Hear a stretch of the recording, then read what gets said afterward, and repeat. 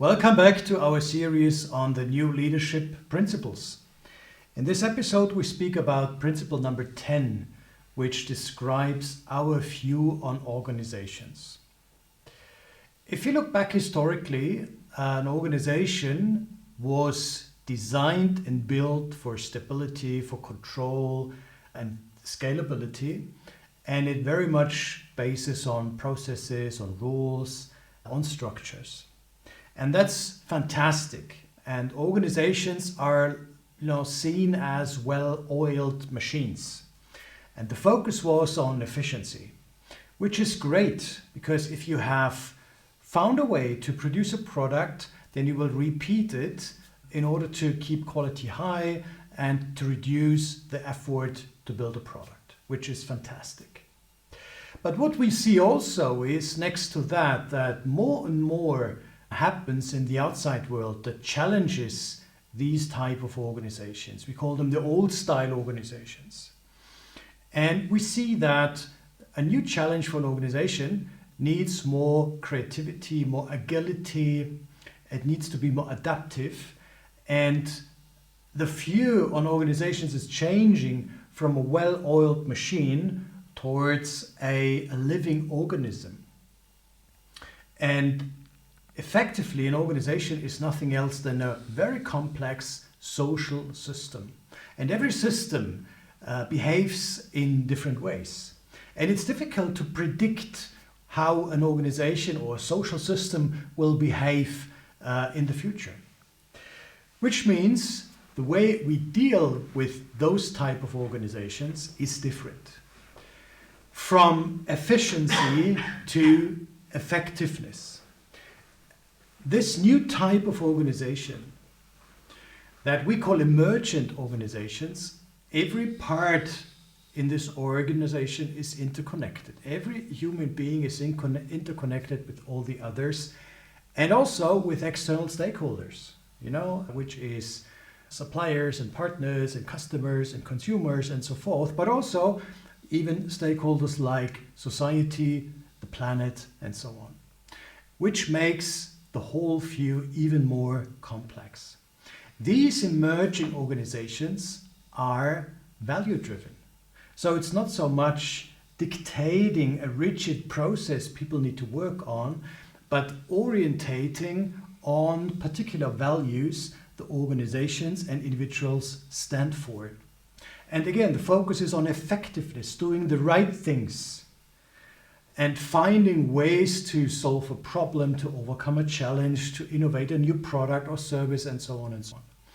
What is required for leaders is not so much focusing on one element in the organization, like a process, and fine-tune the process even more, but work on the whole system. So we need a holistic view on organizations. How do we get there? And what can help us to incorporate a holistic view on emergent organizations? One way that we provide and work with is the integral map. The integral map is like a map that helps you to orientate in your organization and in which corner you have to work. And it consists of 4 quadrants. One quadrant is the individual with its mindset. Right? It's the individual people in an organization. But it's also the individual behavior. So mindset you can't see, behavior you can see. So we have the visible and the invisible part of individuals, mindset and behavior. But there's also a collective side of the integral map, which is culture, the shared values, the shared beliefs, the shared assumptions, and so on. And also the systems. And again, one part, the culture, is not visible. We can't see the values and we can't see the beliefs. But what we can see is the systems, the procedures and everything organizations create. So we have, again, a visible and a not visible part. And these 4 quadrants will give you an overview, a holistic view on your organization.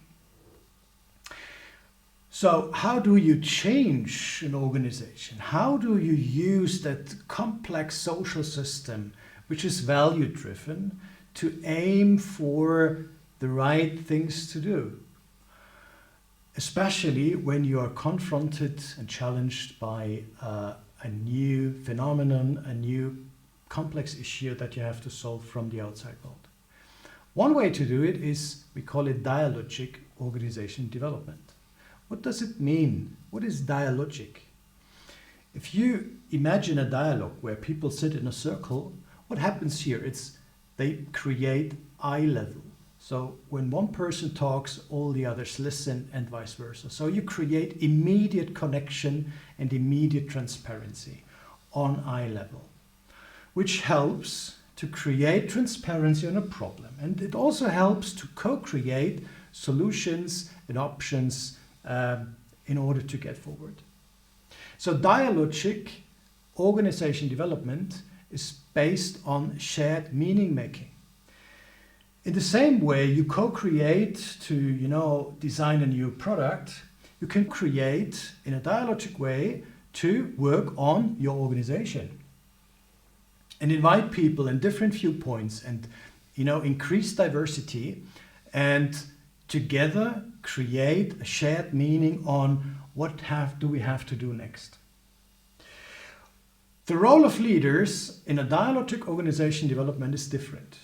If you still keep your control and command behavior, you cannot utilize the creativity and the different viewpoints, the diversity of this group. If you facilitate, which means you serve the group and encourage everyone to participate, you will immediately figure out that there's lots of new ideas, lots of different viewpoints that provide new options in order to get forward.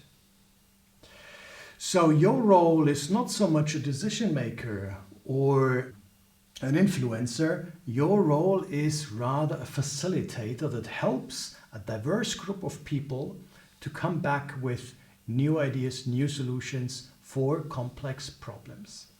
So it's all about co-creation. And this is what leaders can do, of course, putting the system itself into the center and let work others, your teams, and figure out, okay, what challenges do we have? What ideas do we have to overcome those challenges? And how do we have to change the system, the structures, the micro and macro structures, the processes, the rules and competences and so forth in order to doing the right things?